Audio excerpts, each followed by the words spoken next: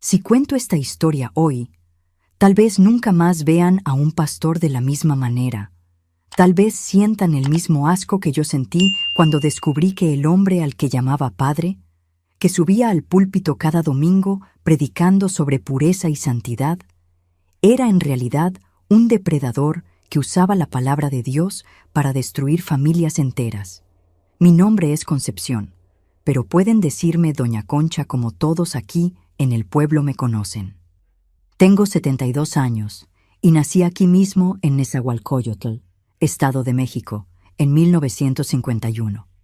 Durante 42 años de mi vida viví una mentira tan sucia y podrida que hasta hoy, después de más de 30 años, todavía me da asco pensar en lo que descubrí sobre el hombre que me crió. Antes de empezar mi historia, quisiera pedirles que dejen en los comentarios de dónde me están viendo, porque sé que mi voz está llegando lejos, a cada rincón de este México hermoso, y eso me llena el corazón de alegría. Si pudieran darle like y suscribirse al canal, ayuda mucho a esta viejita a seguir compartiendo estas memorias que guardé en el pecho durante tanto tiempo. Y preparen el corazón, mis queridos, porque lo que voy a contar hoy los va a impactar tanto como me impactó a mí. Era 1993, un año que parecía común como cualquier otro, pero que se transformó en el parteaguas de mi vida. Tenía 42 años en esa época, casada con Oswaldo desde hacía 22 años, madre de 4 hijos e hija del pastor más respetado del pueblo. Pastor Jesús Silva, mi padre, era de esos hombres imponentes, de 1,83 m de estatura, cabello siempre bien peinado, traje impecable, voz grave que resonaba por toda la iglesia y hacía llorar de emoción a la gente cuando predicaba. Dirigía la iglesia Pentecostés Nueva Jerusalén desde hacía más de 25 años y nuestra familia era vista como ejemplo en la comunidad evangélica de Neza. Crecí viendo a mi padre ser buscado por familias en crisis, por mujeres que necesitaban consejos espirituales, por gente desesperada que veía en él un canal directo con Dios. Nuestra casa siempre tuvo movimiento. Siempre hubo gente entrando y saliendo para pláticas particulares con papá. Era normal ver mujeres llorando en nuestra sala, desahogándose de sus angustias con él. Mamá, doña Palmira, siempre preparaba un cafecito y se quedaba en la cocina, respetuosa, dejando que su marido hiciera el trabajo pastoral. Crecí admirando eso. Me parecía hermoso ver a mi padre consolando a las ovejitas del rebaño. La iglesia quedaba en la calle de las Flores, una construcción sencilla, pero acogedora, con capacidad para unas 200 personas. Cada domingo se llenaba completamente. Mi padre predicaba con una pasión que contagiaba, hablaba sobre la familia, sobre la santidad del matrimonio, sobre cómo las mujeres debían comportarse como hijas de Dios. Tenía una manera especial de hacer que cada persona se sintiera especial, elegida. Lo recuerdo diciendo siempre: Dios me dio un don especial para aconsejar los corazones heridos, principalmente los corazones femeninos, que son más sensibles a la palabra del Señor. En casa, papá era autoritario pero cariñoso a su manera. Nunca le pegó a ninguno de nosotros los hijos, nunca le gritó a mamá enfrente de nosotros. Era un hombre educado, que leía la Biblia todos los días en voz alta para la familia, que nos enseñaba versículos de memoria. Mi madre lo veneraba como si fuera un santo. Tu padre es un hombre de Dios, siempre decía. Somos bendecidas de tener un esposo y padre tan piadoso. Y yo creía eso completamente. Cuando me casé con Oswaldo en 1971, fue mi padre quien celebró la ceremonia. Lloró cuando me entregó al novio. Hizo una oración hermosísima pidiendo la bendición de Dios sobre nuestra unión. Oswaldo siempre respetó mucho a mi padre. Decía que tenía suerte de tener un suegro pastor. Nuestros hijos crecieron teniendo al abuelo como ejemplo de hombre temeroso de Dios. Bautizó a los 4 en las aguas, les puso nombre a cada uno, siempre presente en nuestra vida familiar. Pero había cosas que, viéndolas ahora con la sabiduría de los años, debieron haberme llamado la atención. Papá siempre tuvo una oficina en la parte de atrás de la iglesia, separada del salón principal, donde atendía a las personas para consejerías. Decía que ahí era el lugar sagrado donde Dios hablaba a través de él para curar los corazones heridos. Nadie podía entrar ahí durante las citas, ni siquiera mamá. Era un lugar reservado, sagrado, donde él ejercía su ministerio pastoral con más intimidad, como él mismo lo definía. Recuerdo que, aun siendo niña, me parecía extraño que algunas citas duraran horas. A veces llegaba de la escuela y veía el mismo carro parado frente a la iglesia desde la mañana. Cuando le preguntaba a mamá me decía: «Tu padre está curando un alma muy herida, hija. Algunos dolores necesitan más tiempo para sanar». Y yo aceptaba esa explicación sin cuestionarla. Al final, ¿quién era yo para dudar del ministerio sagrado de mi padre? También me llamaba la atención el hecho de que la mayoría de las personas que buscaban consejería pastoral eran mujeres. Mujeres de todas las edades, casadas, solteras, viudas. Papá siempre decía que eso era normal, porque las mujeres eran más sensibles espiritualmente, más abiertas para recibir la palabra de Dios. Los hombres son demasiado orgullosos para admitir que necesitan ayuda espiritual, solía explicar. En cambio, las mujeres tienen el corazón más tierno para recibir la sanidad divina. Había una en especial que me intrigaba. Doña Dalila, una señora de unos 45 años, casada con don Alonso que trabajaba en la fábrica. Venía por lo menos 2 veces por semana para pláticas con papá. Siempre muy arreglada, con el cabello peinado en el salón, perfume fuerte que se sentía desde lejos. Hablaba bajito, siempre con los ojos rojos como si hubiera llorado mucho. Mamá decía que tenía problemas serios en el matrimonio, que el marido tomaba y la maltrataba. Por eso necesitaba tanto el apoyo espiritual de papá. Lo que me confundía era que, a pesar de todos esos problemas que supuestamente tenía doña Dalila, siempre parecía feliz cuando salía de la oficina de papá, sonriente, animada, como si hubiera recibido la mejor noticia del mundo. A veces la veía arreglándose el cabello en el retrovisor del carro, aplicándose labial, como si se estuviera preparando para algún evento especial. Pero yo pensaba que era solo el efecto de la palabra de Dios en su vida, la alegría de haber recibido una orientación espiritual poderosa. Otra cosa que hoy veo como señal de alerta eran los viajes que hacía mi padre. Siempre tuvo la costumbre de viajar a congresos, encuentros pastorales, seminarios de capacitación ministerial. Por lo menos una vez al mes salía para algún evento religioso en ciudades vecinas o hasta en otros estados. Siempre regresaba con nuevos conocimientos, nuevos métodos de consejería, nuevas técnicas para ministrar liberación en las vidas de las hermanas en Cristo. Como él decía. Mamá se sentía orgullosa de esos viajes. Decía que papá siempre se estaba perfeccionando para servir mejor al rebaño. «Tu padre es un pastor dedicado», repetía.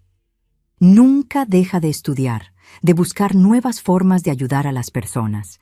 Y realmente, cuando regresaba de esos viajes, parecía renovado, lleno de energía nueva, with ideas diferentes para los cultos y consejerías. Pero lo que yo no sabía, y solo fui a descubrir años después, es que algunos de esos viajes no eran exactamente para eventos religiosos. Algunos eran para lugares bien diferentes, con propósitos que nada tenían que ver con la obra de Dios. Pero eso lo fui a descubrir mucho tiempo después, cuando mi mundo se vino abajo completamente. En esa época vivía mi vida normal de esposa y madre, trabajando como costurera en casa para ayudar con los gastos familiares, cuidando a mis hijos, participando activamente en la iglesia donde papá predicaba. Era una de las líderes del grupo de señoras, organizaba las comidas comunitarias, visitaba a los enfermos junto con otras hermanas de la congregación. Era una vida sencilla, pero gratificante, rodeada de la familia y la fe que había heredado de mi padre. Oswaldo trabajaba como mecánico en un taller aquí cerca de casa. Era un hombre trabajador, honesto, que llegaba a casa cansado, pero siempre con una sonrisa para mí y para los niños. Nunca tuvimos mucho dinero, pero nunca nos faltó lo esencial. Y teníamos algo que yo consideraba más valioso que cualquier riqueza material: una familia estructurada en la fe, con un patriarca respetado por toda la comunidad.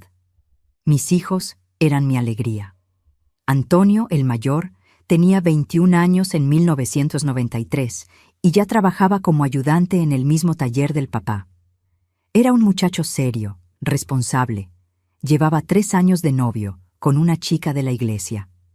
Benita, mi única hija, tenía 19 años, hermosa como una rosa, me ayudaba en casa y soñaba con ser maestra. Los dos más chicos, Gerardo y Francisco, tenían 16 y 14 años respectivamente. Estudiaban y ayudaban al abuelo en los trabajos de la iglesia los fines de semana. Nuestra rutina familiar giraba mucho alrededor de la iglesia.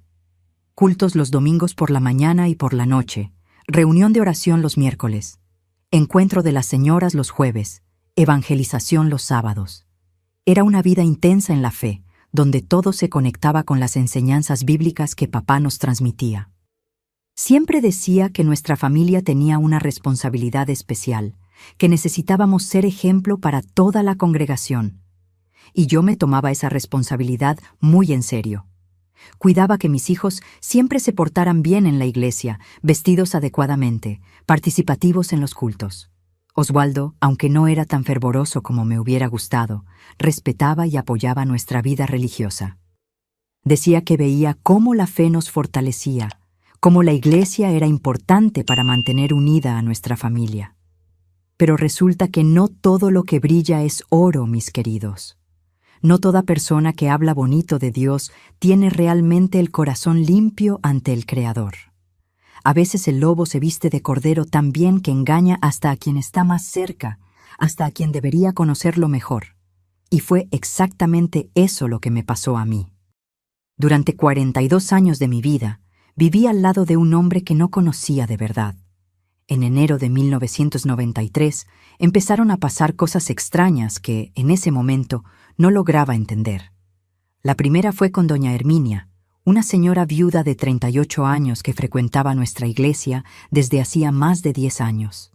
Tenía 2 hijos pequeños y siempre fue muy participativa, muy dedicada a los trabajos de la congregación. De repente, simplemente, desapareció. Dejó de ir a los cultos, ya no aparecía en las reuniones, como si se hubiera esfumado del mapa. Cuando le pregunté a papá qué había pasado con doña Herminia, me dijo que se había mudado a otra ciudad, que había conseguido un trabajo mejor allá y decidió empezar de nuevo su vida. Dijo que había platicado con ella y le había dado su bendición para la mudanza. A veces Dios abre nuevas puertas en la vida de las personas, explicó. Y nuestro papel como pastores es apoyar esas decisiones cuando vienen del corazón. Pero lo extraño era que nadie en el barrio sabía de esa mudanza. Su casa siguió cerrada por meses, con las plantas marchitándose en el patio, correspondencia acumulándose en el buzón. Y cuando me encontré con una amiga suya en el mercado, supe que doña Herminia estaba viviendo con su hermana en otra colonia, pero en una situación muy difícil, casi sin dinero, con los hijos pasando necesidades. Me quedé intrigada con esa historia, pero no quise cuestionar directamente a mi padre. Al final, él era el pastor, tenía acceso a información que nosotros, los miembros comunes de la congregación, no teníamos. Pensé que tal vez había algún malentendido, alguna situación particular que yo no conocía. Pero luego vino el caso de Cleusa, una muchacha casada de 28 años, madre de 3 niñas pequeñas. También era muy activa en la iglesia, cantaba en el coro, ayudaba en la escuela dominical. De la noche a la mañana, también desapareció. Cuando le pregunté a su hermana, que también frecuentaba nuestra congregación, supe que Cleusa se había separado de su marido de manera muy conflictiva y estaba evitando aparecer en público. Eso me dejó aún más preocupada. 2 mujeres, en pocos meses, simplemente desapareciendo de la iglesia sin explicación convincente. Empecé a prestar más atención a los movimientos de la congregación, a las caras que aparecían y desaparecían, a las conversaciones susurradas entre las hermanas más veteranas. Fue entonces cuando me di cuenta de un patrón que me puso la piel de gallina. La mayoría de las mujeres que frecuentaban regularmente la oficina de papá para consejerías particulares, en algún momento, terminaban alejándose de la iglesia. Algunas cambiaban de congregación, otras simplemente dejaban de frecuentar cualquier iglesia. Y cuando eso pasaba, papá siempre tenía una explicación lista. Siempre decía que eran decisiones personales de ellas, que él había tratado de ayudar, pero no todas las personas estaban listas para recibir la palabra de Dios. Empecé a observar más atentamente el comportamiento de mi padre durante los cultos. Me di cuenta de que tenía una manera particular de ver a ciertas mujeres de la congregación. Una mirada más demorada, más penetrante, especialmente para aquellas que estaban pasando por dificultades en el matrimonio o que habían enviudado recientemente. Parecía identificar a las más vulnerables, a las que más necesitaban apoyo emocional. Durante los sermones, hablaba mucho sobre su misión femenina, sobre cómo las mujeres debían confiar ciegamente en la orientación pastoral, sobre cómo la desobediencia a los consejos del pastor era una forma de rebeldía contra Dios. Eso siempre había sido parte de la doctrina de nuestra iglesia, pero en 1993 empecé a notar que esos temas aparecían con más frecuencia, con más intensidad.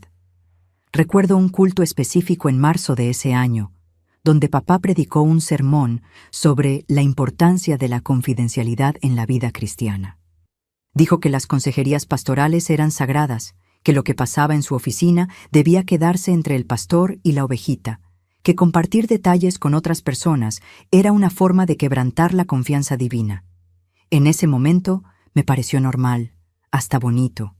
Hoy veo cómo era una forma de garantizar que sus víctimas mantuvieran silencio sobre lo que pasaba en ese cuarto. Pero la gota que derramó el vaso, el momento que realmente me hizo empezar a sospechar de verdad, pasó en abril de 1993. Era un jueves por la noche. Me había quedado en la iglesia después de la reunión de las señoras para ayudar a limpiar y organizar todo para el culto del domingo. Todo mundo ya se había ido, o por lo menos eso pensaba yo. Cuando terminé de guardar las sillas en la bodega, escuché voces que venían de la dirección de la oficina pastoral. Pensé que era papá haciendo alguna cita de emergencia, algo que pasaba a veces. Pero cuando me acerqué para avisarle que ya me iba, escuché algo que me heló la sangre en las venas. No eran voces de consejería pastoral. Era mi padre riéndose bajito, y una voz femenina que reconocí como la de Yolanda, una señora de 36 años, casada, madre de 2 adolescentes. Pero no era una conversación espiritual.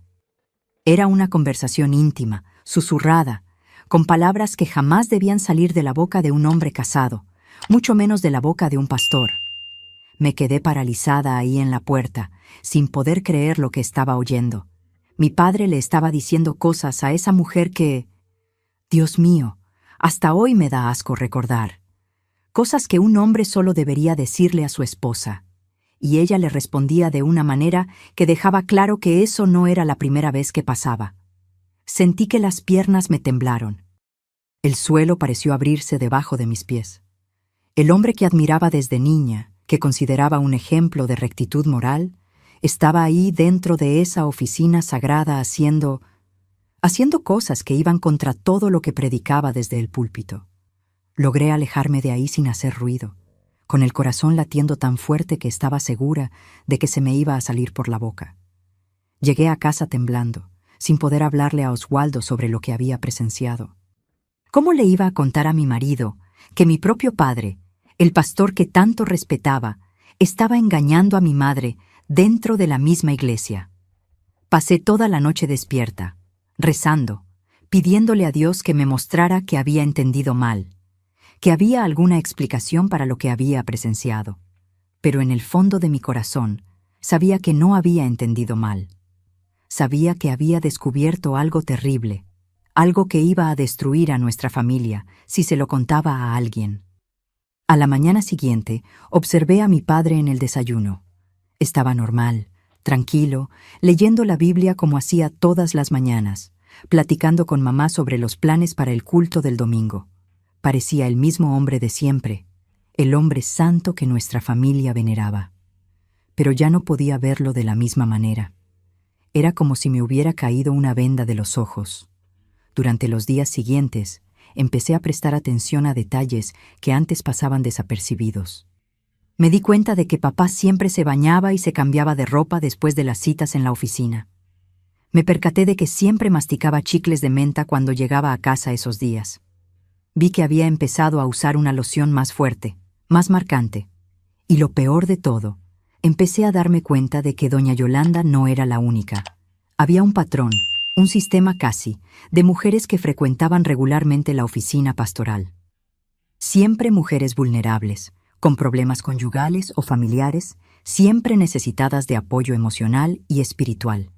Y mi padre, aprovechándose de esa vulnerabilidad, estaba haciendo cosas imperdonables. Intenté conversar con mamá, sutilmente, sin revelar lo que había descubierto. Le pregunté si no le parecía extraño tantas citas particulares, tantas mujeres buscando a papá para consejerías. Pero ella solo sonrió y dijo que eso era señal de que Dios estaba usando a mi padre poderosamente en el ministerio pastoral. Tu padre tiene un don especial para curar corazones heridos, me dijo. Por eso las personas confían tanto en él. Confían tanto en él. Esas palabras resonaron en mi cabeza por días. Esas mujeres realmente confiaban en mi padre. Veían en él a un hombre de Dios, alguien que podría ayudarlas en los momentos más difíciles de sus vidas. Y él se estaba aprovechando de esa confianza de la manera más sucia y despreciable posible. Durante el mes de mayo, seguí observando, tratando de entender la dimensión de lo que estaba pasando. Y mientras más observaba, más asquerosa se volvía la situación. Mi padre no solo estaba engañando a mi madre, estaba usando su cargo de pastor, su autoridad espiritual, para manipular mujeres vulnerables. Fue cuando me acordé de todas aquellas que habían desaparecido de la iglesia en los últimos años. Doña Herminia, Cleusa y tantas otras que ni siquiera había conectado antes. ¿Cuántas mujeres había usado y después desechado mi padre? ¿Cuántas familias había destruido con su comportamiento depredador? La gota que derramó el vaso final llegó a principios de junio. Estaba en la casa de mi comadre Alcira cuando me contó, en secreto, que su hija, Margarita, de apenas 22 años, había buscado a papá para consejería matrimonial. Tenía problemas en el matrimonio. El marido estaba desempleado y peleaban mucho por cuestiones económicas. Margarita era una muchacha que había visto crecer, prácticamente una hija para mí. Linda, delicada, con esa inocencia que solo tienen las muchachas criadas en la iglesia. Saber que estaba buscando a mi padre para consejería me dejó desesperada. Sabía lo que le podría pasar. Esa noche tomé una decisión que cambiaría todo. Decidí que necesitaba descubrir la verdad completa. Necesitaba tener pruebas de lo que mi padre estaba haciendo. No podía seguir solo observando y sospechando. Necesitaba actuar para proteger a esas mujeres, para proteger a Margarita. Empecé a planear cómo podría agarrar a mi padre con las manos en la masa. Sabía que no sería fácil, que él era cuidadoso, que elegía horarios y situaciones específicas para sus encuentros. Pero yo necesitaba evidencias concretas, algo que no pudiera ser negado o distorsionado. Fue ahí cuando me acordé de algo que había visto en su oficina algunas veces. Una cámara pequeña, que decía usar para grabar estudios bíblicos y sermones. Nunca había pensado mucho sobre eso, pero ahora empecé a preguntarme si no estaría usando esa cámara para otros propósitos. La idea de que mi padre pudiera estar grabando sus encuentros con esas mujeres me puso físicamente enferma. Pero necesitaba saber la verdad, por más horrible que fuera. Necesitaba descubrir hasta dónde llegaba la perversidad de ese hombre al que llamaba padre. El domingo siguiente, después del culto de la mañana, cuando todos fueron a almorzar y papá se quedó en la iglesia para orar y meditar, como siempre hacía, resolví investigar. Le dije a mamá que había olvidado mi Biblia en la iglesia y volví a buscarla. Sabía que papá estaría en la oficina, probablemente preparándose para algún encuentro de la tarde. Cuando llegué a la iglesia, confirmé que estaba ahí. Escuché su voz al teléfono, agendando algún compromiso. Aproveché que estaba distraído y logré echar un vistazo rápido a su oficina. Fue cuando vi algo que me dejó completamente en shock. Sobre su escritorio, además de la cámara que ya conocía, había varios videocasetes. Casetes pequeños, del tipo que se usaba en esas cámaras portátiles que se estaban volviendo populares en esa época. Y en cada uno de ellos había una etiqueta manuscrita con nombres de mujeres, nombres que reconocía como de miembros de nuestra iglesia. Sentí un mareo terrible. Mi padre no solo estaba abusando de esas mujeres, estaba documentando todo. Estaba grabando los encuentros, creando un archivo del horror que estaba cometiendo. ¿Pero por qué? ¿Para qué necesitaba esas grabaciones?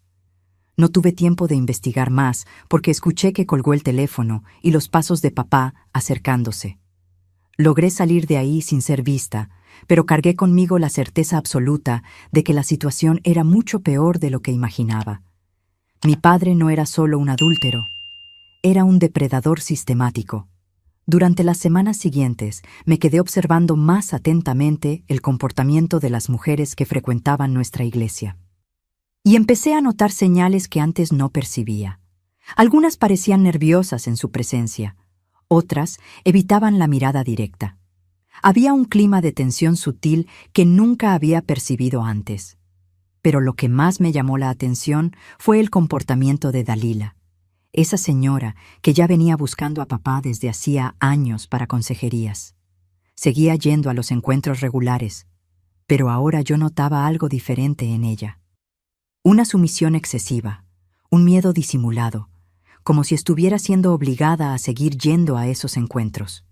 Fue cuando todo empezó a tener sentido en mi cabeza. Los videocasetes no eran solo documentación de los abusos, eran instrumentos de chantaje. Mi padre estaba usando esas grabaciones para mantener a las mujeres bajo control, para garantizar que siguieran sometiéndose a los encuentros y principalmente que mantuvieran silencio sobre lo que estaba pasando. La revelación fue tan impactante que sentí ganas de vomitar ahí mismo. Mi padre era un monstruo, un depredador que usaba la autoridad pastoral para abusar de mujeres vulnerables y después las chantajeaba con grabaciones para mantenerlas calladas. ¿Cuántas familias había destruido? ¿Cuántas mujeres estaban viviendo esa pesadilla en silencio? Pensé en Margarita, en mi comadre Alcira, en todas esas mujeres que confiaban en el hombre al que yo llamaba padre. Sabía que necesitaba actuar, pero no sabía cómo. ¿Cómo denunciar al propio padre? ¿Cómo destruir la familia que amaba para salvar otras familias que estaban siendo destruidas por él? Durante noches seguidas me quedé despierta pensando en qué hacer. Oscilaba entre las ganas de confrontarlo directamente y el miedo a las consecuencias. Si lo acusaba sin pruebas concretas, él negaría todo y hasta podría volverse contra mí. Necesitaba ser más inteligente, más cuidadosa.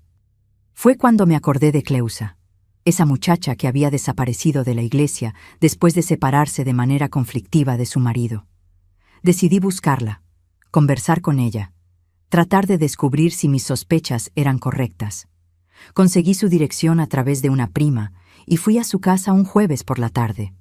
Cuando Cleusa me vio en la puerta, se asustó visiblemente. Trató de despedirme rápidamente. Dijo que no podía recibirme, que estaba muy ocupada. Pero yo insistí. Le dije que necesitaba conversar con ella sobre algo muy importante. Finalmente me dejó entrar, pero estaba visiblemente nerviosa. La conversación que tuvimos esa tarde cambió completamente mi perspectiva sobre la situación. Cleusa, después de mucho dudar, me contó su historia. Cómo había buscado a mi padre para consejería cuando su matrimonio estaba en crisis. Cómo él se había aprovechado de su vulnerabilidad para seducirla. Cómo había grabado todo y después usó las grabaciones para chantajearla. Me contó que no fue solo una vez, que durante meses fue obligada a encontrarse con él, siempre bajo la amenaza de que las grabaciones serían mostradas al marido, a la familia, a toda la iglesia. Que solo logró librarse de esa pesadilla cuando decidió separarse del marido y alejarse completamente de la iglesia. Tu padre destruyó mi vida, me dijo entre lágrimas. Destruyó mi matrimonio, destruyó mi fe, destruyó mi dignidad. Y nunca pude contarle a nadie porque sé que él tiene esas grabaciones. Sé que si abro la boca, va a usar eso para acabar conmigo de una vez. Escuché ese relato con el corazón roto. Esa mujer había sido víctima de mi propio padre, y yo no me había dado cuenta de nada. Peor aún, ¿cuántas otras estaban pasando por la misma situación en ese exacto momento? Le pregunté a Cleusa si sabía de otras víctimas. Dudó bastante antes de responder, pero finalmente me dijo que sabía de por lo menos 5 o 6 mujeres que habían pasado por la misma situación. Algunas habían logrado alejarse, como ella. Otras todavía estaban atrapadas en esa pesadilla. Doña Dalila es una de ellas, me reveló Cleusa. Él tiene material de ella desde hace años, por eso nunca logra librarse. Ya trató de dejar de ir a los encuentros varias veces, pero él siempre la amenaza, y ella regresa. Esa información me partió el corazón. Doña Dalila, a quien siempre vi como una mujer fuerte, en realidad estaba siendo víctima de chantaje desde hacía años, viviendo una pesadilla silenciosa, atrapada en la red de perversidad de mi propio padre. Salí de la casa de Cleusa con una certeza absoluta. Necesitaba actuar. No podía seguir solo observando mientras mi padre continuaba destruyendo la vida de esas mujeres. Pero también sabía que necesitaba ser muy cuidadosa. Un movimiento equivocado podría poner a todas las víctimas en riesgo aún mayor. Durante los días siguientes, empecé a formular un plan. Primero, necesitaba conseguir acceso a esos videocasetes. Eran la prueba concreta que necesitaba para exponer a mi padre. Segundo, necesitaba encontrar una forma de ayudar a las víctimas sin ponerlas en peligro aún mayor. Y tercero, necesitaba proteger a mi propia familia del escándalo que estaba a punto de explotar. El primer paso fue conseguir acceso a la oficina pastoral sin levantar sospechas. Sabía que papá guardaba los casetes en algún lugar seguro, probablemente encerrados en algún armario o cajón. Necesitaba encontrar una oportunidad de investigar la oficina con calma, sin prisa, sin riesgo de ser descubierta. La oportunidad surgió a finales de junio, cuando papá viajó a un congreso en Guadalajara. Era un viaje de 3 días, de jueves a sábado. Mamá se quedó en casa, pero yo sabía que tenía la costumbre de ir a visitar a su hermana los viernes por la tarde y solo regresaba al final del día. Sería mi oportunidad. El viernes por la mañana, esperé a que mamá saliera y fui hasta la iglesia. Tenía una llave de repuesto que papá me había dado años atrás para casos de emergencia. Mi corazón estaba disparado cuando abrí la puerta de la oficina pastoral. Era como si estuviera invadiendo un lugar sagrado, pero al mismo tiempo sabía que ya no había nada de sagrado en ese ambiente. Empecé a buscar sistemáticamente por toda la oficina. Cajones, armarios, estantes. Todo estaba muy organizado, como siempre había sido característico de mi padre. Libros de teología, papeles de la administración de la iglesia, documentos personales. Pero nada de videocasetes. Fue cuando me acordé de la caja fuerte pequeña que estaba detrás del librero. Papá siempre dijo que ahí guardaba los diezmos y ofrendas de la iglesia antes de llevarlos al banco. Pero tal vez fuera algo más. El problema era que la caja fuerte tenía contraseña, y no tenía ni idea de cuál podría ser. Probé algunas combinaciones obvias. Fecha de nacimiento de mamá, fecha de matrimonio, fecha de fundación de la iglesia. Nada funcionó. Ya casi me daba por vencida, cuando me acordé de la fecha que papá siempre decía era la más importante de su vida. El día en que fue llamado al ministerio pastoral. Era el 15 de marzo de 1965. Marqué 1100-365 y la caja fuerte se abrió. Lo que vi ahí dentro me dio tanto asco que tuve que aguantarme para no vomitar ahí mismo. Había decenas de videocasetes, todos etiquetados con nombres de mujeres y fechas. Algunos eran de años atrás, otros más recientes. Era un archivo sistemático de horror, documentando años de abuso y chantaje. Tomé algunos casetes al azar y me los llevé a casa. Oswaldo estaba en el trabajo y los niños en la escuela, así que tuve la casa vacía para ver esas grabaciones. Puse el primer casete en la videograbadora con las manos temblando. No estaba preparada para lo que iba a ver. Las imágenes eran de una crueldad que hasta hoy me deja con náuseas. Mi padre, el hombre que admiraba, haciendo cosas horribles con mujeres de nuestra propia congregación, mujeres que confiaban en él, que lo veían como un hombre de Dios, y él aprovechándose de esa confianza de la manera más sucia posible.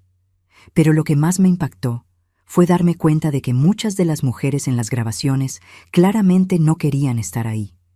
Algunas lloraban, otras parecían estar en estado de shock. Otras claramente trataban de resistir, pero fueron coaccionadas. No eran encuentros consensuales. Era violación. Mi padre era un violador en serie. Vi 3 casetes y ya no pude más. Era demasiado para que cualquier ser humano lo soportara. Pero ya había visto lo suficiente para entender la dimensión del horror. Mi padre había convertido la oficina pastoral en una sala de tortura, donde usaba su autoridad religiosa para abusar sistemáticamente de mujeres vulnerables. Lo más repugnante de todo era que él parecía tener placer en documentar los abusos. En algunas grabaciones hablaba directamente a la cámara, como si estuviera narrando lo que estaba haciendo. Hablaba sobre lo fácil que era manipular a ovejitas heridas, cómo eran fáciles de convencer cuando se usa la palabra de Dios de la forma correcta. Esa tarde, sentada en mi sala viendo esas grabaciones, mi vida cambió completamente. Ya no era más la hija admiradora de un pastor respetado. Era hija de un monstruo. Un depredador que había pasado décadas usando la fe de las personas para satisfacer sus instintos más bajos. Cuando Oswaldo llegó del trabajo esa noche, me encontró llorando en la cocina. Me preguntó qué había pasado, si alguien había muerto. Y de cierta manera, sí había muerto alguien. Había muerto la concepción ingenua que creía en la bondad del propio padre. Había muerto la hija orgullosa que se sentía bendecida por tener un padre pastor. No pude contarle a Oswaldo esa noche. No lograba ni formar las palabras para describir lo que había descubierto. Solo le dije que estaba pasando por un momento difícil, que necesitaba tiempo para procesar algunas cosas. Él respetó mi silencio, pero se quedó preocupado por mi estado. Durante los días siguientes, traté de mantener la rutina normal, pero era imposible. ¿Cómo sentarme a la mesa a cenar con mi padre sabiendo lo que había hecho? ¿Cómo escuchar sus oraciones familiares sabiendo que esas mismas manos habían tocado mujeres contra su voluntad? ¿Cómo mirar a mi madre sin sentir pena por la mujer que había sido traicionada durante décadas? Papá regresó del viaje el sábado por la noche, animado, contando sobre el Congreso, sobre las personas que había conocido. Hablaba sobre nuevas técnicas de consejería pastoral que había aprendido. Cada palabra que salía de su boca me daba ganas de gritar, de confrontarlo ahí mismo enfrente de toda la familia. El domingo, durante el culto, tuve que hacer un esfuerzo sobrehumano para quedarme sentada mientras él predicaba sobre pureza, sobre santidad, sobre cómo los hombres de Dios debían comportarse.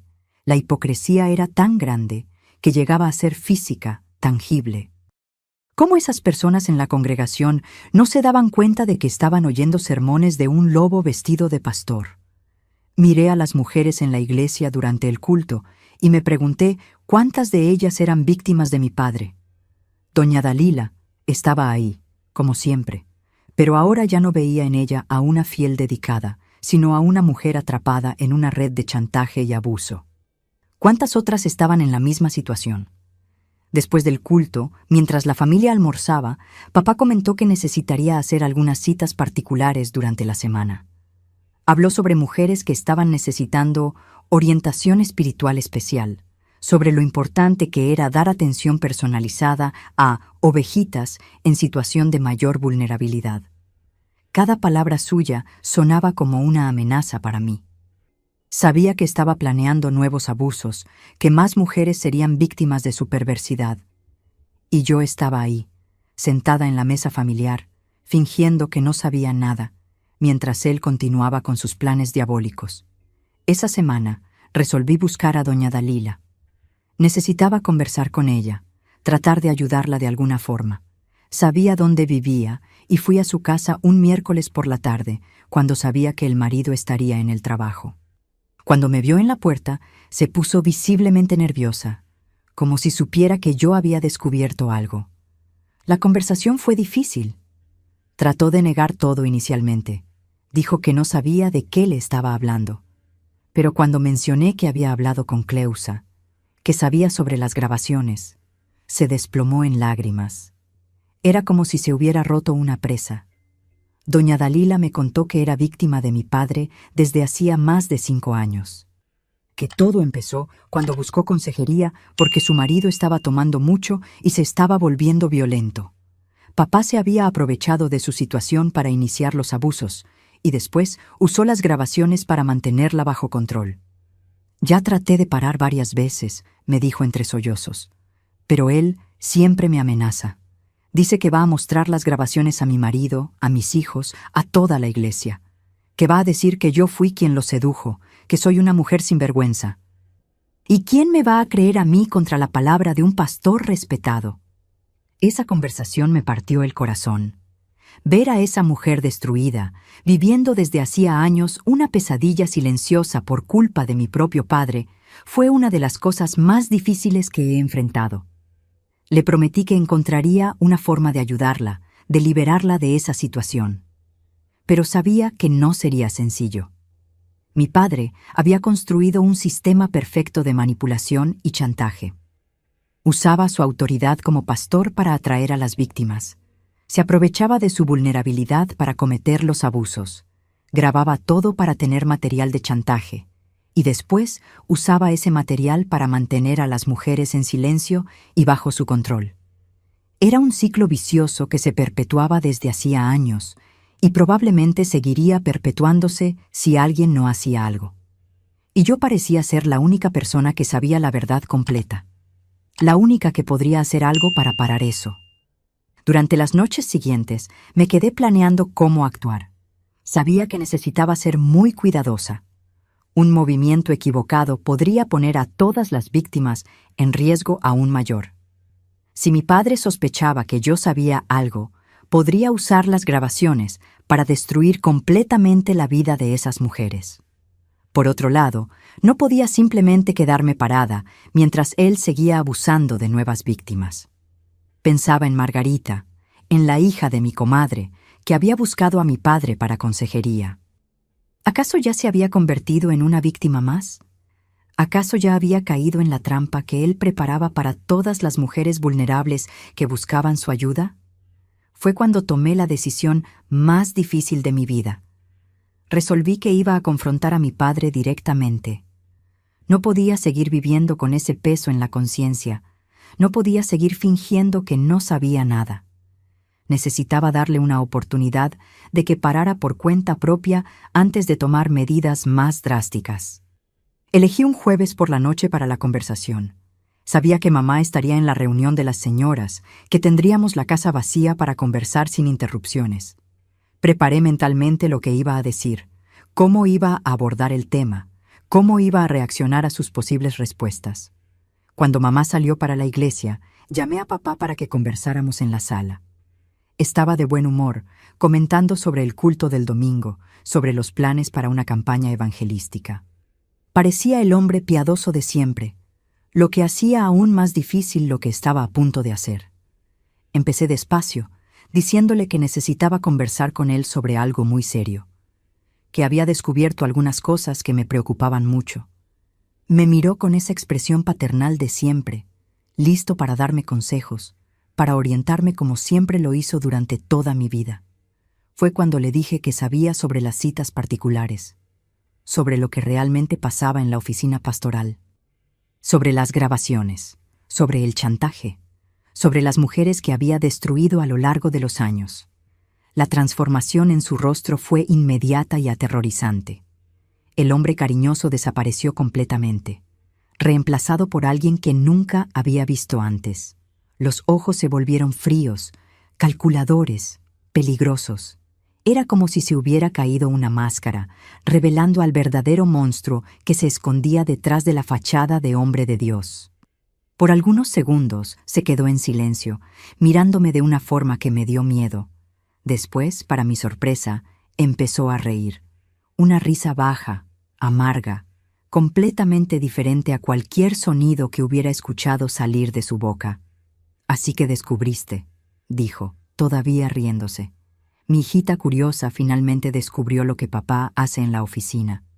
El tono era burlón, cruel, nada parecido al hombre que conocía. ¿Y ahora, qué pretendes hacer con esa información?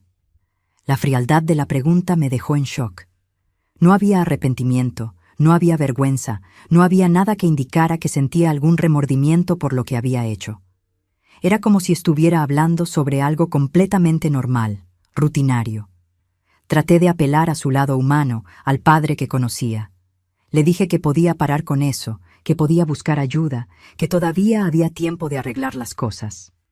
Que las mujeres que había lastimado necesitaban justicia, pero que tal vez fuera posible encontrar una solución sin destruir completamente a nuestra familia. Escuchó todo lo que dije sin mostrar ninguna emoción. Cuando terminé de hablar, se levantó del sillón y fue hasta la ventana.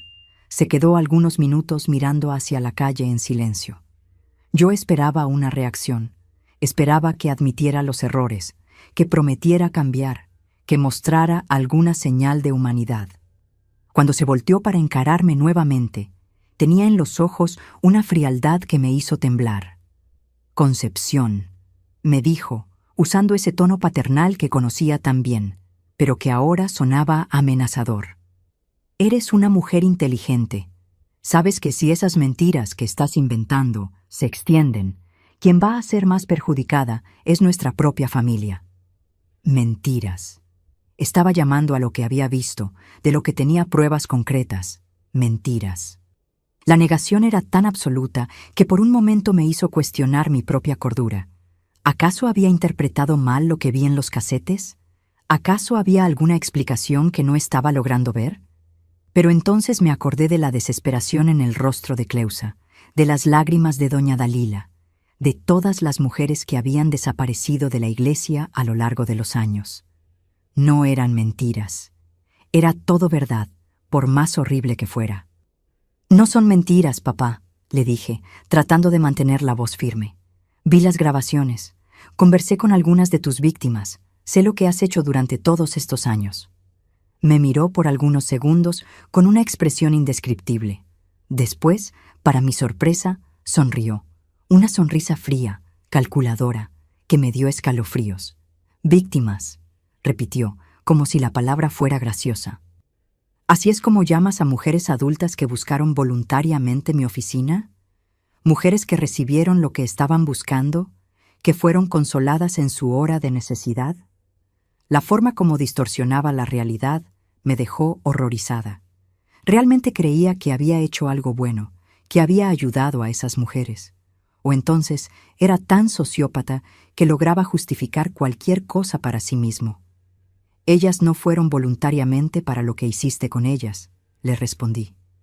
Te aprovechaste de la posición de autoridad, de su vulnerabilidad, y después usaste las grabaciones para chantajearlas.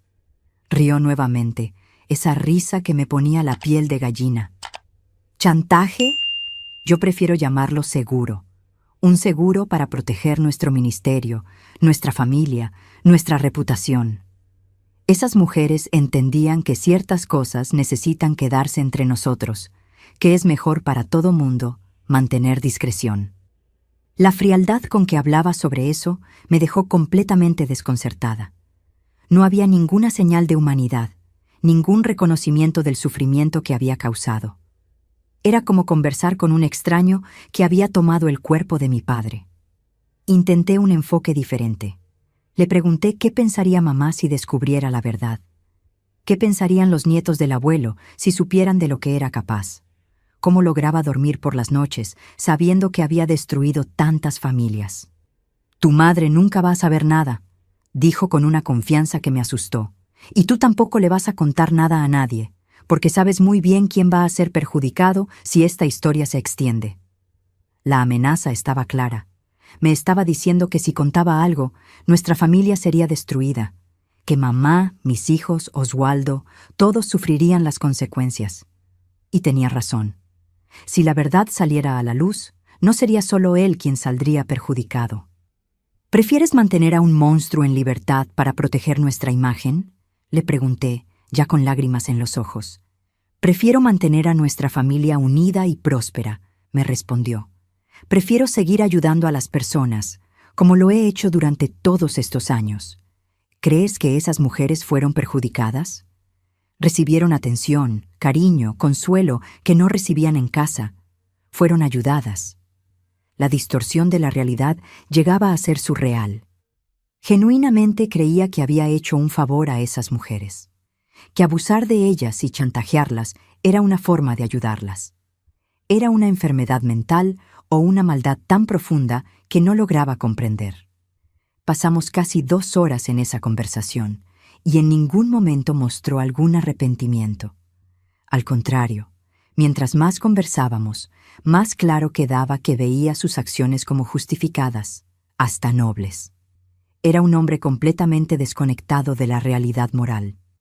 Cuando mamá llegó de la reunión de las señoras, nos encontró sentados en la sala, conversando como si fuera una conversación normal entre padre e hija. Hasta comentó que estaba feliz de vernos conversando, que le parecía hermosa la cercanía que nuestra familia siempre había tenido. Esa noche, acostada en la cama al lado de Oswaldo, me quedé mirando el techo sin poder dormir. La conversación con mi padre me había mostrado que no había posibilidad de que parara por cuenta propia.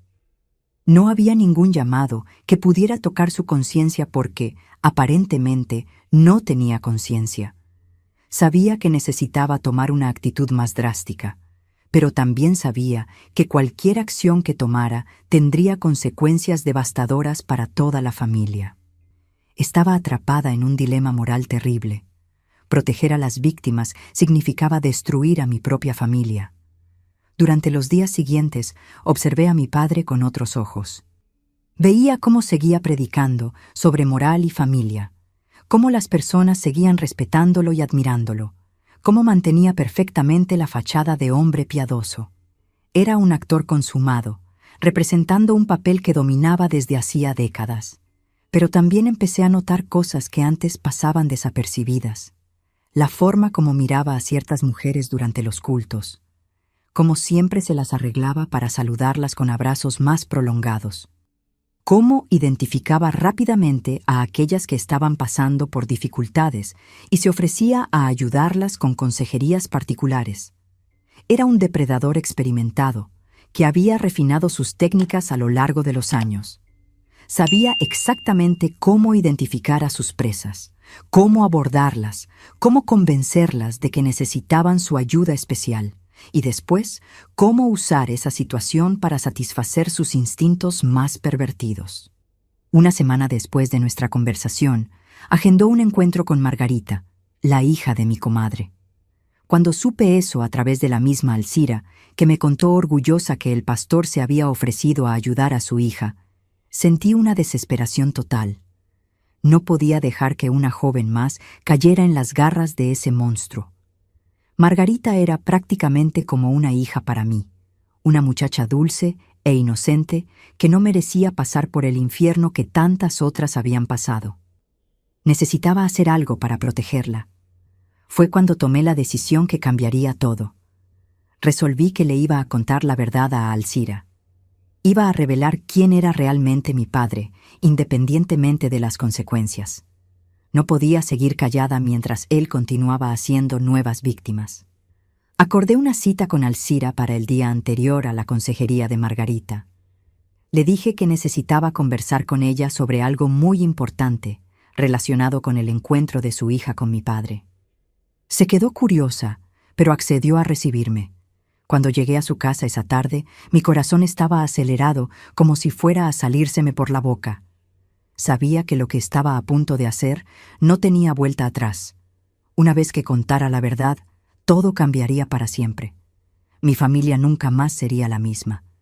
Pero cuando miré a Margarita, que estaba en casa ayudando a su madre con los quehaceres domésticos, supe que no tenía opción. Esa muchacha linda, llena de vida y esperanza, no podía convertirse en una víctima más de mi padre. Necesitaba protegerla, costara lo que costara. Empecé despacio, preguntando sobre los problemas conyugales que habían motivado la búsqueda de consejería pastoral. Alcira me contó que Margarita estaba pasando por dificultades en el matrimonio, que el marido estaba desempleado y peleaban mucho, que estaba muy fragilizada emocionalmente y necesitaba orientación espiritual. Era exactamente el perfil de vulnerabilidad que mi padre buscaba. Mujer joven, con problemas conyugales, fragilizada emocionalmente. Margarita era la presa perfecta para sus técnicas de manipulación. Respiré profundo y empecé a contarle a Alcira la verdad sobre mi padre. Hablé sobre los abusos, sobre las grabaciones, sobre los chantajes, sobre cómo había destruido la vida de decenas de mujeres a lo largo de los años, sobre cómo usaba su autoridad como pastor para satisfacer sus instintos pervertidos. La reacción de Alcira fue de completa incredulidad. Me miraba como si me hubiera vuelto loca, como si estuviera inventando la historia más absurda del mundo. Concepción, eso no puede ser verdad, me decía varias veces. El pastor Jesús es un hombre de Dios. Jamás haría una cosa así. Le mostré uno de los casetes que había tomado de la caja fuerte de mi padre. Le dije que si lo veía, entendería que no estaba mintiendo. Dudó mucho antes de aceptar ver la grabación, pero finalmente accedió. Vimos juntas algunos minutos de esa grabación horrible. Vi el rostro de Alcira transformarse gradualmente de la incredulidad al horror absoluto. Cuando reconoció a la mujer en la grabación como una conocida nuestra de la iglesia, empezó a llorar. «Dios santo», susurraba entre lágrimas. «¿Cómo es posible? ¿Cómo un hombre puede hacer una cosa así y después subir al púlpito a predicar?» Le expliqué todo el sistema que mi padre había creado. Cómo identificaba a las víctimas, cómo las abordaba, cómo cometía los abusos y después usaba las grabaciones para mantenerlas calladas. Cómo había decenas de mujeres viviendo esa pesadilla desde hacía años. Alcira se quedó en estado de shock por algunos minutos. Después, como una leona protegiendo a su cría, declaró que jamás permitiría que su hija se encontrara a solas con mi padre, que iba a cancelar la consejería inmediatamente. «¿Pero qué vamos a hacer?», me preguntó. «No podemos dejar que siga haciendo esto con otras mujeres. Tiene que haber una manera de pararlo». Era exactamente la pregunta que me atormentaba desde hacía semanas. ¿Cómo parar a un monstruo que había creado un sistema tan eficiente de manipulación y silenciamiento? ¿Cómo denunciar a alguien que tenía tanto poder en la comunidad, que era respetado por tanta gente? Pasamos horas conversando sobre las posibilidades. Alcira sugirió que fuéramos a la policía, que denunciáramos todo. Pero yo sabía que no sería sencillo. Mi padre era una figura respetada en la ciudad, con muchos contactos, mucha influencia. Y las víctimas habían sido chantajeadas durante tanto tiempo que probablemente tendrían miedo de testificar. Además, estaba el asunto de las mismas grabaciones. Eran evidencia de los crímenes, pero también eran material humillante para las víctimas. Usar esos casetes como prueba significaría exponer públicamente la intimidad de esas mujeres, causarles aún más sufrimiento. Fue cuando me acordé de algo que Cleusa había mencionado durante nuestra conversación. Dijo que sabía de otras víctimas, que había una red informal de mujeres que se conocían entre ellas, que se apoyaban mutuamente en el silencio.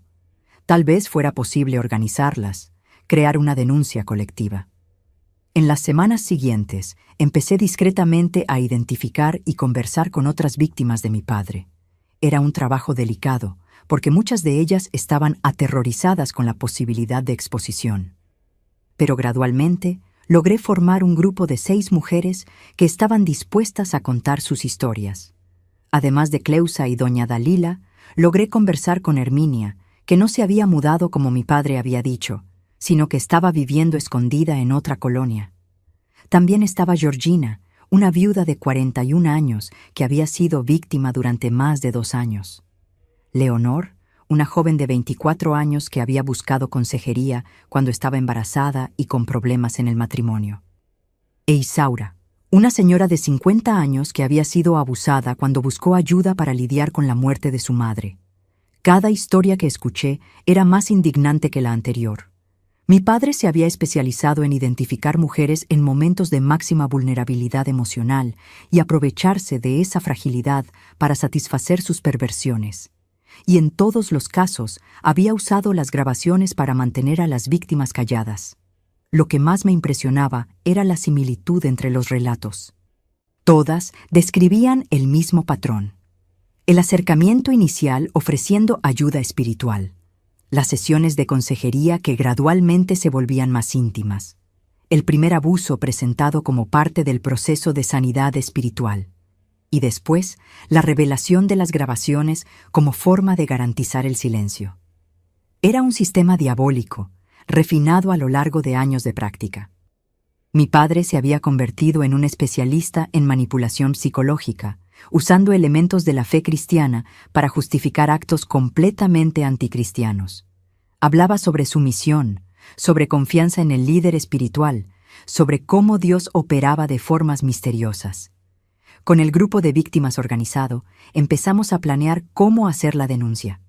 Sabíamos que no sería fácil enfrentar a un hombre tan respetado en la comunidad, pero también sabíamos que no podíamos seguir calladas. Había otras mujeres siendo abusadas en ese exacto momento. Había futuras víctimas que necesitaban ser protegidas. Decidimos que la mejor estrategia sería hacer una denuncia coordinada, con todas las víctimas presentando sus versiones de los hechos simultáneamente. Eso haría más difícil que mi padre desacreditara los relatos, ya que habría múltiples testigos con historias consistentes. Acordamos una fecha en septiembre para ir a la delegación. Cada una de las mujeres preparó un relato detallado de los abusos que había sufrido. Yo me encargué de organizar las evidencias, incluyendo algunos de los videocasetes que había conseguido de la oficina de mi padre. En la semana anterior a la denuncia, me puse extremadamente nerviosa. Sabía que una vez que diéramos ese paso, no habría vuelta atrás. Mi padre sería expuesto públicamente, nuestra familia sería destruida, nuestra iglesia sería sacudida. Pero también sabía que era lo correcto. Mi padre parecía no sospechar nada. Continuaba su rutina normal, predicando los domingos, haciendo sus citas particulares, manteniendo la fachada de hombre piadoso. Algunas veces me pescaba mirándolo durante las comidas familiares y me preguntaba cómo había estado tan ciega durante tantos años. La víspera de la denuncia, tuve una conversación final con Oswaldo. No podía seguir escondiéndole lo que estaba pasando. No podía hacer una denuncia de esa magnitud sin que mi marido supiera. Le conté todo, desde el descubrimiento inicial hasta el plan que habíamos organizado. La reacción de Oswaldo fue similar a la de Alcira. Incredulidad inicial seguida de horror cuando vio las evidencias. Se quedó en silencio por mucho tiempo después de que terminé de contarle todo. Finalmente dijo: «Estás haciendo lo correcto, Concepción. No importa lo que pase con nuestra familia. Ese hombre necesita ser detenido». El día acordado, las 6 mujeres nos encontramos frente a la delegación. Todas estábamos nerviosas, pero determinadas. Era la primera vez que muchas de ellas se veían en persona, a pesar de conocerse unas de otras a través de la red de silencio que habían creado. La denuncia formal duró casi todo el día.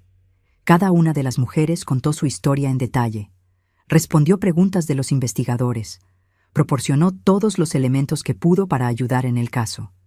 Fue un proceso doloroso, revivir esos traumas frente a extraños, pero todas sabían que era necesario. El delegado que nos atendió, señor Benito Silva, era un hombre serio, de unos 50 años, que escuchó cada relato con atención. Al principio percibí cierta desconfianza en sus ojos, como si fuera difícil creer que un pastor respetado pudiera ser capaz de esas atrocidades. Pero conforme los testimonios se acumulaban, conforme las historias se conectaban formando un patrón claro, vi su expresión cambiar. Cuando mostré los videocasetes que había conseguido de la oficina de mi padre, el delegado se vio visiblemente conmocionado. Dijo que en 30 años de carrera policial, rara vez había visto un caso tan sistemático de abuso de autoridad. Prometió que haría una investigación completa y sigilosa, que tomaría todas las medidas necesarias para proteger a las víctimas. Salí de la delegación ese día con una mezcla de alivio y terror. Alivio, porque finalmente había tomado una actitud, porque ya no estaba cargando ese peso sola. Terror porque sabía que los próximos días serían los más difíciles de mi vida. Regresé a casa, tratando de mantener la normalidad. Mi padre estaba ahí, cenando con mamá y conversando sobre los planes para el culto de la semana siguiente. Lo miraba y pensaba que probablemente sería una de las últimas veces que lo vería como hombre libre. Pronto, la máscara caería definitivamente. Durante 3 días, mantuve la rutina normal mientras esperaba algún movimiento de la policía. Fueron los 3 días más largos de mi vida. Cada vez que sonaba el teléfono, mi corazón se disparaba. Cada vez que alguien tocaba la puerta, pensaba que podía ser la policía viniendo a buscar a mi padre. El jueves por la mañana, finalmente pasó. Eran cerca de las 6 de la mañana cuando escuché golpes fuertes en la puerta. Oswaldo fue a atender y regresó con una expresión grave. «Es la policía», dijo simplemente. «Quieren hablar con tu padre».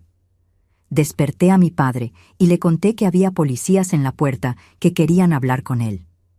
Vi una sombra de preocupación pasar por su rostro, pero mantuvo la compostura. Se vistió calmadamente y fue hasta la sala para hablar con los oficiales. El delegado Silva estaba ahí, acompañado de 2 investigadores. Explicaron que habían recibido denuncias graves en su contra y que necesitaban llevarlo a la delegación para que diera explicaciones. Mi padre protestó, dijo que debía haber algún malentendido, que era un hombre de Dios respetado en la comunidad. Pero cuando el delegado mencionó las grabaciones encontradas en la oficina de la iglesia, vi el rostro de mi padre palidecer completamente. Por primera vez desde que había descubierto la verdad, vi miedo en sus ojos. Miedo real de que su máscara finalmente había caído. Mamá estaba en estado de shock total. No lograba entender lo que estaba pasando, por qué se estaban llevando a su marido. Traté de consolarla, pero ¿cómo explicar que el hombre que había venerado durante décadas era en realidad un monstruo? La noticia se extendió por la ciudad como reguero de pólvora. En pocas horas, todo mundo sabía que el pastor Jesús había sido arrestado. Las reacciones eran las más diversas: incredulidad, shock, negación. Muchas personas simplemente se negaban a creer que un hombre tan respetado pudiera ser capaz de esas cosas. En la iglesia, el caos fue total. Los miembros de la directiva se reunieron en sesión de emergencia, sin saber cómo manejar la situación. Algunos defendían a mi padre, diciendo que debía ser un montaje, una persecución religiosa. Otros empezaban a conectar puntos que antes no habían percibido, recordando comportamientos extraños, de mujeres que habían desaparecido de la congregación. Lo peor de todo era ver a mi madre desintegrándose emocionalmente. Durante 42 años de matrimonio, había construido toda su identidad alrededor de ser la esposa de un pastor respetado. De repente, descubrir que todo había sido una mentira, que el hombre que amaba era un depredador, fue devastador para ella. Palmira pasó semanas sin poder salir de casa, sin poder comer adecuadamente, llorando constantemente. Veía en ella a una mujer completamente perdida, que ya no sabía quién era después de que toda su realidad se había derrumbado. Traté de cuidarla, apoyarla, pero yo misma estaba destruida emocionalmente. Mis hijos reaccionaron de formas diferentes. Antonio, el mayor, se indignó. Decía que quería ir hasta la cárcel a confrontar al abuelo, que no lograba entender cómo había sido engañado durante toda la vida.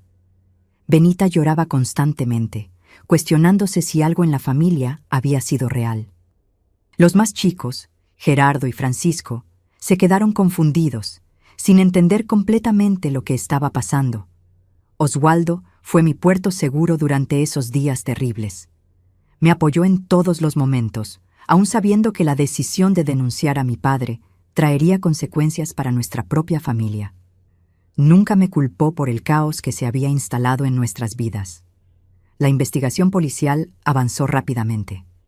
Cuando invadieron la oficina de la iglesia con orden de cateo, encontraron decenas de videocasetes, además de fotos, documentos y otros materiales que comprobaban los abusos sistemáticos. Era un archivo completo de horror, documentando años de crímenes. Durante los interrogatorios, otras víctimas empezaron a aparecer. Mujeres que habían guardado el secreto durante años, que nunca le habían contado a nadie lo que les había pasado. Con el arresto de mi padre y la divulgación del caso, finalmente se sintieron seguras para hablar. El número final fue aterrador. En total, 23 mujeres fueron identificadas como víctimas de los abusos de mi padre. Algunas habían sido abusadas una sola vez, otras durante años. La más joven tenía apenas 19 años en la época del abuso. La mayor tenía 58. Era un rastro de destrucción que se extendía por más de una década. La defensa de mi padre intentó todas las estrategias posibles. Primero, negación total. Dijo que las acusaciones eran falsas, que era una conspiración contra un hombre de Dios. Después, cuando las evidencias se volvieron irrefutables, trataron de argumentar que las mujeres eran consentidoras, que no había crimen.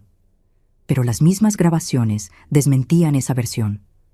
Muchos de los casetes mostraban claramente mujeres en situación de coerción, algunas llorando, otras claramente resistiéndose.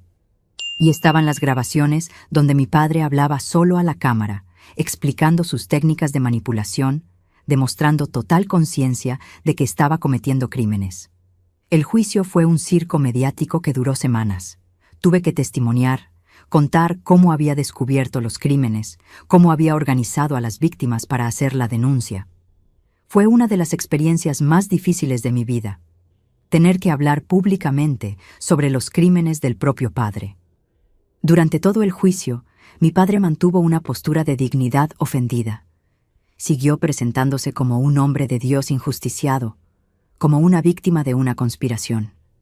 Nunca admitió los crímenes, nunca mostró arrepentimiento, nunca pidió perdón a ninguna de las mujeres que había destruido. La sentencia llegó en diciembre de 1993. Mi padre fue condenado a 25 años de prisión por múltiples crímenes de violación, abuso de autoridad, asociación delictuosa y chantaje. En esa época, era una de las condenas más pesadas jamás aplicadas en nuestra región para ese tipo de crimen. Cuando el juez leyó la sentencia, sentí una mezcla extraña de alivio y tristeza. Alivio porque se había hecho justicia, porque ese monstruo ya no podría hacer nuevas víctimas. Tristeza porque era el fin definitivo de la familia que conocía, del hombre que había admirado durante toda la vida. Mi madre nunca se recuperó completamente del shock. Siguió viviendo con nosotros, pero era una sombra de la mujer que había sido. Murió 5 años después, en 1998, y siempre creí que murió de corazón roto. Nunca logró aceptar completamente la realidad de lo que su marido había hecho. La iglesia se desintegró completamente después del escándalo. Muchos miembros se dispersaron a otras congregaciones, otros abandonaron la fe completamente. El edificio se quedó cerrado durante años, hasta ser vendido y transformado en una tienda de materiales de construcción. Para mí, fue necesario reconstruir completamente mi identidad. Durante toda la vida, había sido la hija del pastor Jesús. De repente, descubrí que era hija de un criminal, de un depredador sexual. Necesité aprender a hacer concepción por mí misma, no por la relación con mi padre. El proceso de sanación fue largo y doloroso. Pasé años en terapia, tratando de entender cómo había estado tan ciega, cómo no había percibido las señales. Sentía culpa por no haber actuado antes, por haber permitido que tantas mujeres fueran victimadas mientras yo admiraba ingenuamente a mi padre. Pero también aprendí lecciones importantes sobre valor, sobre hacer lo correcto aun cuando es difícil, sobre la importancia de proteger a los vulnerables aun cuando eso significa sacrificar nuestra propia tranquilidad. Descubrí que a veces amar a alguien significa impedirle que siga causando mal.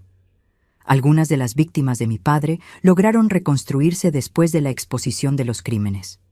Cleusa regresó con su marido y logró salvar su matrimonio. Doña Dalila buscó ayuda psicológica y poco a poco se fue liberando del trauma. Margarita, a quien había logrado proteger, hoy es una mujer realizada, madre de familia, que siempre me agradece por haber impedido que se convirtiera en una víctima más. Otras nunca lograron recuperarse completamente. Herminia desarrolló depresión severa y nunca más logró confiar en las relaciones. Georgina se aisló socialmente y vive hasta hoy como una ermitaña. Los traumas causados por mi padre dejaron marcas permanentes en la vida de muchas mujeres. Mi padre murió en la prisión en 2003, 10 años después de la condena. Nunca fui a visitarlo. Nunca quise tener ningún contacto con él después del juicio. Cuando recibí la noticia de su muerte, no sentí tristeza ni alivio. Era como si ese hombre ya hubiera muerto para mí mucho antes, en el momento en que descubrí quién era realmente. Hoy, a los 72 años, miro hacia atrás y veo que ese año de 1993 fue el parteaguas de mi vida. Fue cuando aprendí que no siempre las personas son lo que parecen ser, que a veces necesitamos tener valor de enfrentar verdades terribles, que hacer lo correcto no siempre es fácil, pero siempre es necesario. Cuento esta historia no para buscar lástima o comprensión, sino para alertar a otras mujeres sobre las señales de depredadores que se esconden detrás de máscaras respetables. Para mostrar que autoridad religiosa no es garantía de moralidad, que es importante siempre cuestionar, siempre prestar atención a las señales.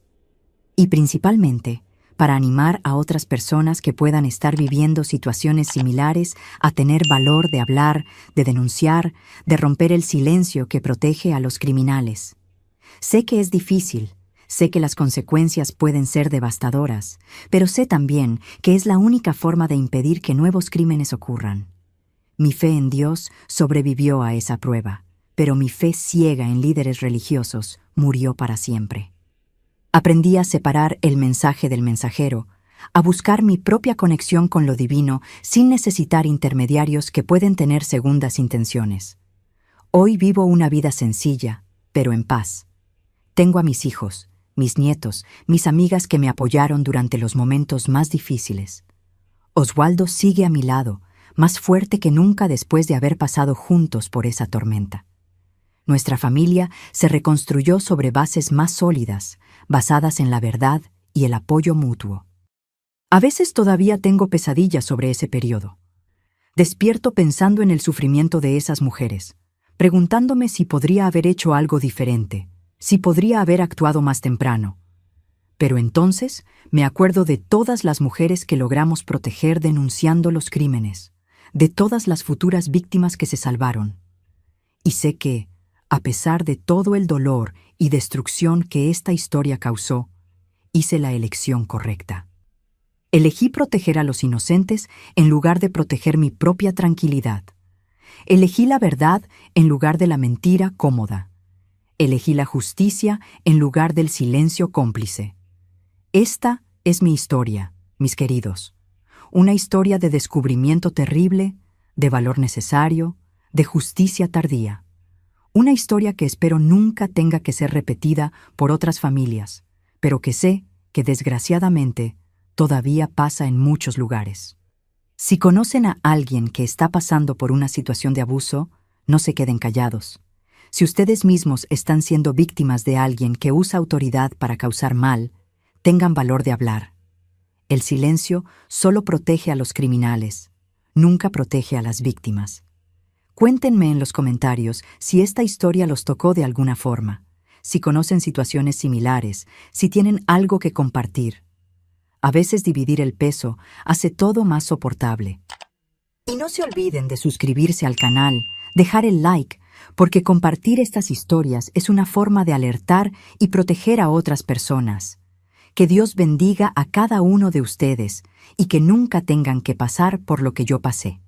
Pero si algún día necesitan elegir entre la verdad difícil y la mentira cómoda, espero que tengan valor de elegir la verdad. Siempre es la elección más difícil, pero también siempre la elección correcta. Un beso en el corazón de todos y hasta la próxima historia.